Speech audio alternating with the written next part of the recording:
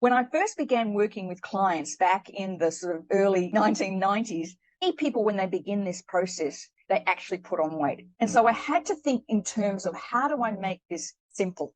How do we make this a whole part of finally releasing that restricted eating? Because we said last night, I can give you all the ways to eat.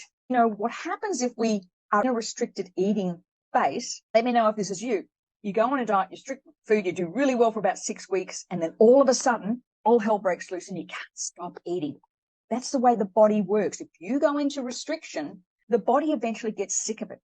It goes back to the claw and fang jungle days where people would hunt for food, saw it, and then, eat well for a period of time, and then you'd go into that restriction, and then the spring would come and they would eat again. That's the way it was. But our bodies are designed for the same way. If you restrict food, the parts of the brain, the dopamine centers of the brain, and you stop restricting, go, I need health, I need happiness, I need joy. And so we often reach for foods that are ultra processed because we quickly need that dopamine serotonin hit. And I'm going to share a little bit more about that a little later on.